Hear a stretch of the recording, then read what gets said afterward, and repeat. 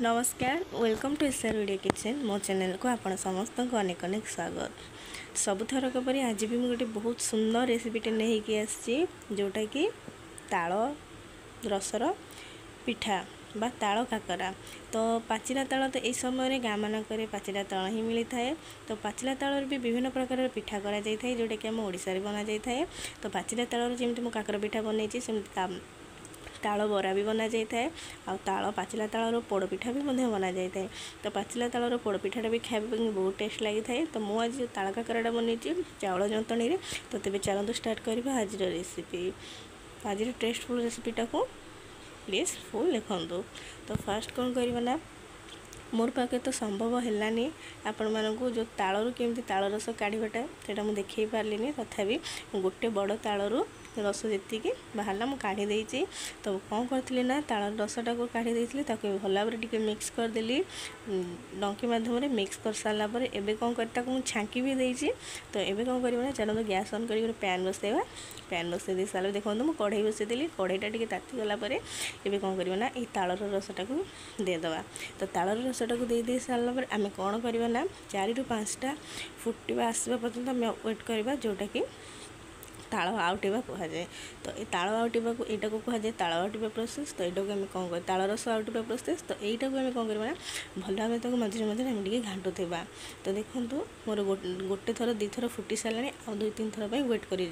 तो आउ गोटे इम्पोर्टाट कथा कहीदे ताल रस बाहर कर सारापर सांगे सांगे आपण मैंने तालटा को आउटे देवे ना तालटा कौन हम ना ताल रस बासी हो।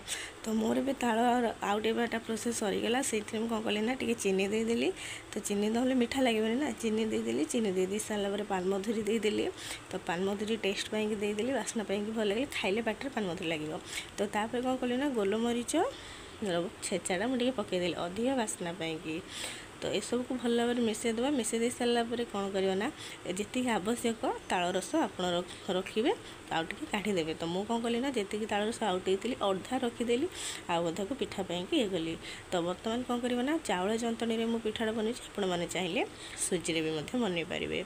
तो मुझे कौन कली ना ताल रसरे एवं सुजी चाउलर जंतणीटा देदेली दे सारापर एवं कौन करना यहाँ को खली प्रस्तुत करवा। तो यहाँ तो हाथ में करवाटा टे कष्ट होता है ना जंतणीटा।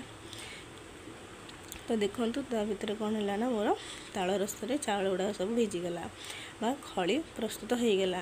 तो ये आम कौन करना ये खली को गोटे पात्र नहीं आसवा। गोटे पात्र नहीं आसी सारापर आम कौन करना आम ये तेल हाथ ना तो पानी हाथ मु तो पानी हाथ ही होती। तो कौन करना अल्प बेसी पानी नहीं अल्प अल्प पानी रे हाथ में केवल पानी देकिना आम टे चकटी सारापर एमती से प्लेन हो। तो ये आम हाथ में एमती काकरा पिठा टाइप बनवा। तो आपण मैंने चाहूँगे ये पूरा भी नहीं बनइबे कि मुझे कौन करना बिना पूरा तालर काकरा ही बनई। तो आपण मैंने चाहिए सुजी भी बनई पारे। तो सुजी बनइले पूरा देले बेस टेस्ट लगी था एमती किंतु चाउल एमती ताल काकरा बनइले बेसी भल लगी था। तो मोर अधा तालर खड़ी रे एतिकी ताल पिठा बनला आउ सेकेंड स्टेप्र ताल पिठाटा घड़ा चली।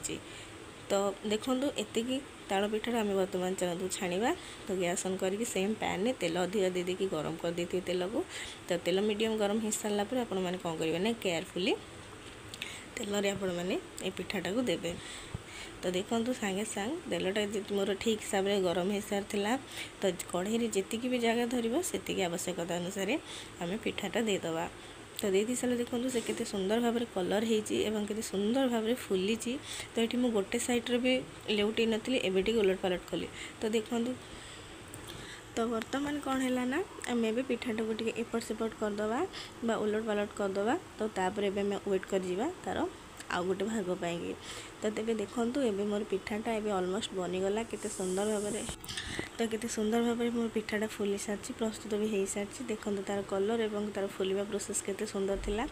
तो आज मोर ये तालर काकरा पिठा तो बनीगला। तो एमती सेम प्रोसेस रे कौन करेंगे ना जी ताल पिठा था मुझे बनईदेली। तो आपण मैंने थोड़े एमती ट्राए करूँ केमती बनला आप ताल पिठा मत कमेंट सेक्शन में निश्चय कहे। तो मोर ए गोटे प्लेट को बाहर करदे। तो देखो मुझे 2टा स्टाइल टाइप मो मामा बनई देते ताल पिठापी तो गोटे बरा टाइप आ गोटे एमती गोल। तो आज ताल पिठार रेसिपीटा मुझे मान सहित सेयार कली। जब आपको भल लगे तेज निश्चित चैनल को सब्सक्राइब करेंगे, निजे घरे बनैकी खाइबे, कमेंट सेक्शन में मतलब कमेंट देवे। तो रोची नमस्कार, thank you so much to.